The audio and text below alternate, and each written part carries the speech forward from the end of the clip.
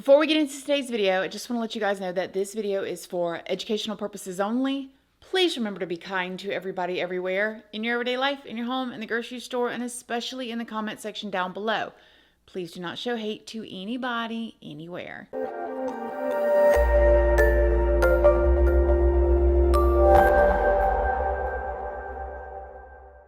So good morning, good morning, good morning. How is everybody doing today? I hope you all are having an amazing day. I hope you all are having a wonderful week. I hope everybody's feeling good.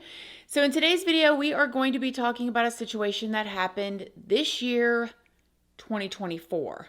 Before we get into it though, I did want to let you guys know, if you don't already know, hi, my name is Christina. I do have a second channel, which is Casually Christina. We just do things way more casually over there. I also have a Patreon. My Patreon's for 18 and up. And over there, we talk about more personal stuff. We go live over there. And there is a $2 tier for all the true crime stuff that cannot go onto YouTube due to their terms and policies.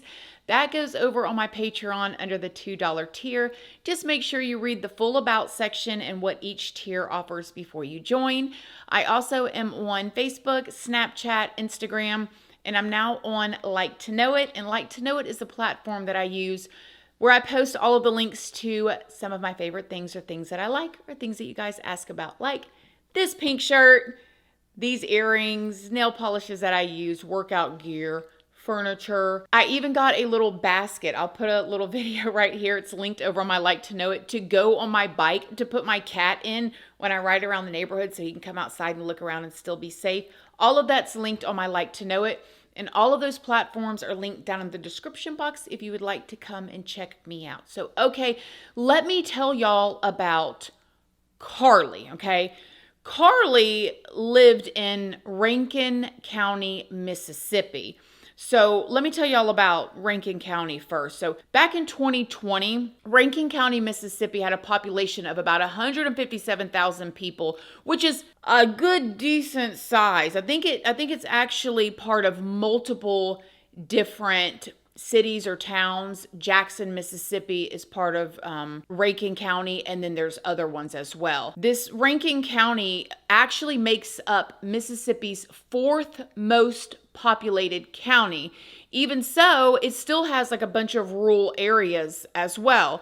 Rankin County is about 20 miles east of Jackson, and it is known for its outdoor and its recreational activities since it's surrounded by national forest, a 33,000 acre man-made reservoir, and the second largest river in the state, which is the Pearl River. The county itself is named after Christopher Rankin, who was a Mississippi congressman that served back in 1819 all the way to 1826. Now, according to famousfix.com, LeAnn Rimes, who is known for like her country music, she's also a songwriter, she's also known to be an actress. She is from this part of Mississippi as well as a former NBA player named Eric Washington, and the youngest living Medal of Honor recipient, who a lot of us know as Kyle Carpenter. There's quite a few other people from this famousfix.com that is from that area in Mississippi, but there is just 3 people to spit out to you guys. So that brings us to now Carly Gregg, who was living in Rankin County, Mississippi. Carly Gregg was 14 years old, and she was living there with her mother, who is a 47-year-old woman named Ashley Smylie, and her stepfather, a 38-year-old man named Heath Smylie. Now, Carly was a sophomore at Northwest Rankin High School, and Carly's mother, Ashley, was a teacher who taught math at that same high school as well, and she was named New Teacher of the Year in 2022. And everything that I've seen online about Miss Ashley Smylie, Carly's mom, again, the teacher at the high school, has been all wonderful things. Like, everybody says she was the kindest teacher. And I know that especially in high school, those really kind teachers, they stand out and people remember them. Nevertheless, Carly herself had been described as an exceptional student who was very well behaved and had no criminal record.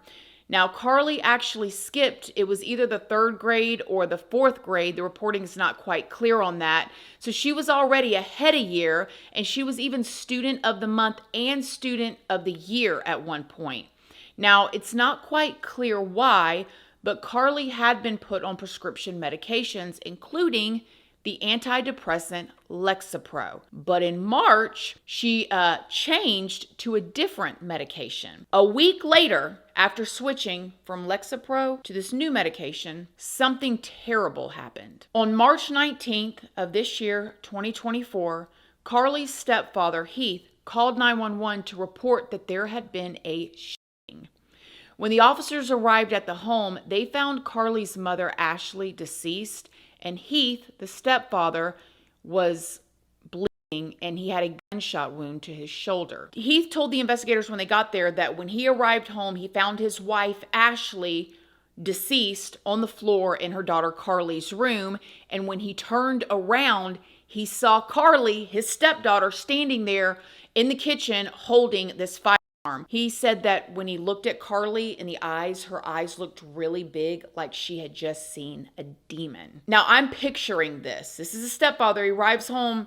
His wife is on the floor. He's probably panicked. He turns around. He sees his stepdaughter, who is this exceptional student and all of that, staring at him, pointing this at him with these big eyes, looking not normal.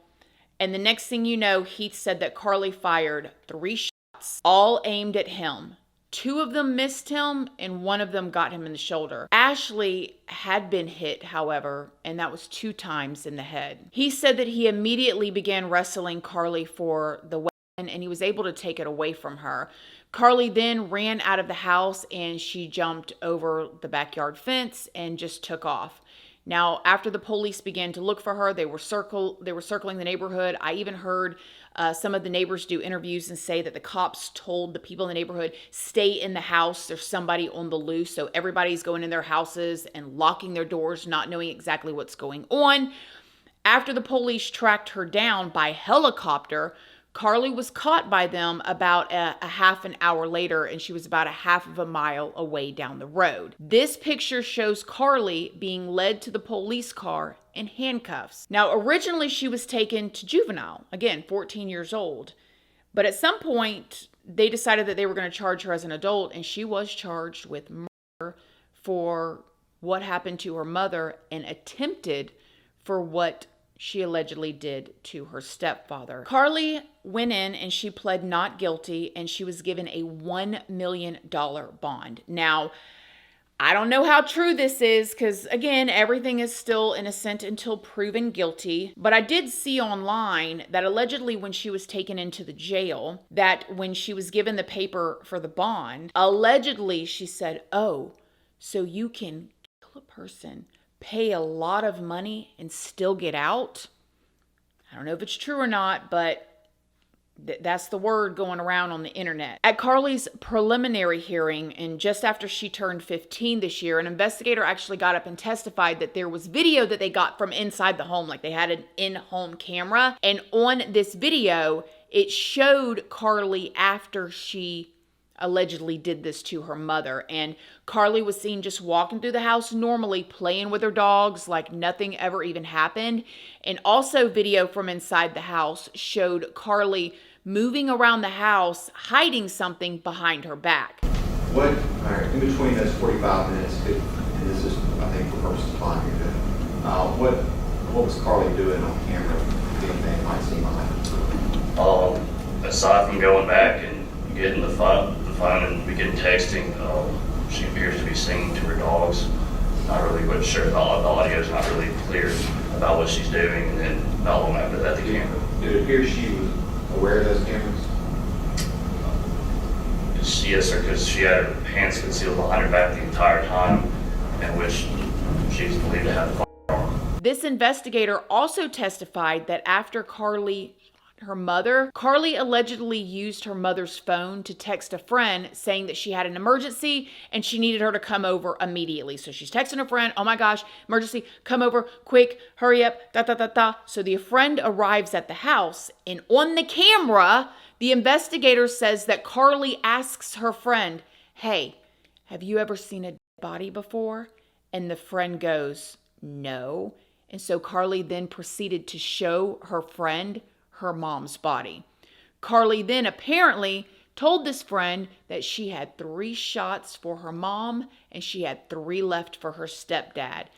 Literally in quotes, she allegedly said, 2 to the head, 1 to the chest. And then she's got 3 more for her stepdad, 2 to the head, 1 to the chest. The investigator also said that at this point, the friend went outside while Carly stayed in the house and waited for her stepfather to come home. At this proceeding, the judge did find probable cause for the charges against Carly to stand, and he also ordered a psych eval to be done on Carly to determine if she was competent to stand trial and to basically figure out where her mental state was during the incident. Now, Carly's lawyer tried to get Carly's bond reduced, but the judge said no, and I think that that is probably the safest thing for the community. I don't know what's going on with Carly. I know one thing. I think everybody that comes into the jail should not only have a drug test, but they should have a medication full profile pulled on everybody. See, that's something that they don't test for. Some of these medications are very powerful and they can cause all different kinds of stuff, but that's not something that they test for. And it's probably not because Big Pharma kind of, is in with everything and, it's a multi-billion-dollar business. But anyways, the judge said no about the bond. And I think that that is good for now because they don't even know what happened with her. They don't know if she's possessed. They don't know if it's medication related, substance related. They don't know anything. So lowering the bond is not, in my opinion, the right thing to do for the community. And also, I don't know which one of her family members is wanting to bond her out and bring her home, but you're brave because, give it a little bit of time. Let's figure out what's going on here first. Totally. Most recently, in May of this year, Carly's lawyer has petitioned the court to keep cameras out of the courtroom. He feels that if the media is allowed in the courtroom, that Carly will not receive a fair trial. Now, the judge did not rule on this, though, because apparently the lawyer hadn't filed the required documents and filed a motion incorrectly. The judge was kind of ticked at him, too, because he had ordered for her to have this psych evaluation and her attorney still hadn't set it up yet. Or the orders for mental evaluation. Have you had a chance to review those? No, sir, we have not, but our retained medical doctors have informed us that they are unable to complete their mental evaluations and testing until Carly is released from jail. All right, well, that's not going to be necessarily true. All right, so here's the way we can do that. And I understand that that's one of the concerns, and it's certainly a concern, but we got 2 different things going on here. So I'm going to address what you said first, then I'm going to come back to the Mississippi State Hospital. She can be either evaluated in the jail, or if your psychiatrist or psychologist believes that she needs to come to his office, she can be transported by the court staff and deputy to his office for any evaluations. So her detention or incarceration will not prevent her from being evaluated. So if you're sincere about wanting her evaluated by someone of your own choosing, then you need to make yourself available for that, because as they say, the dog won't hunt going forward, because we will accommodate her being evaluated by your expert. Now, the second thing is the orders MEC 49 and 50. I want you to go back and look at those today, because both of those, MEC 49 is the order for mental evaluation for competence to stand trial. And the second page of that order specifically requires the defense counsel to promptly prepare and furnish to the examining mental health expert the following. And then once you do that, you're required by order of the court to file a certificate of compliance that you have done that. The state hospital can't begin until you've done that. The state of Mississippi has already done that. They've sent their material there, they filed their certificate, and this is obviously a most serious event. And while you certainly have a right to have a mental evaluation done, the state of Mississippi has a right to have the state hospital perform one as well. and I'm not going to allow you to obstruct that process. I'm not accusing you of obstruction. I'm just telling you right now we have non-compliance with my orders, all right? Less than 4 weeks before this incident happened, Carly posted several pictures of the family's 2 dogs and 3 cats saying, "I love my animals." At this time, no motive has been released yet, but I mean, you can just imagine especially for the stepdad. His whole entire life changed like that, and maybe he doesn't even know why. There are rumors on the internet that she was getting in trouble. The mom had taken her cell phone, which was why she had to use her mom's cell phone in order to text her friend. I don't know if any of that's true. I don't know if it's medication related. I don't know any of that. However, I do have a question. This other friend that came over, and Carly says to her, "Hey, have you ever seen a dead body?" And she's like, "No." And she's like, "Hey, come in here. You want to see?" And the friend just goes and sits outside. I got questions. A lot of questions. What did this friend do afterwards? They sit on the porch? Were they waiting? Questions about that. And questions about everything else. Rest in peace to her mom, Ashley Smylie, who obviously did not see this coming at all. I'm so curious at what happened. I'm so curious if the medication, did they stop the Lexapro immediately and immediately put her on something strong? Was she winged down? Was she put on that type of medication because she was having these thoughts? I don't know. There's a lot of questions. Y'all let me know what y'all think in the comment section down below. Other than that, I love y'all. Thank y'all so much for being here, and I will see y'all in the next video. Love you guys. Bye.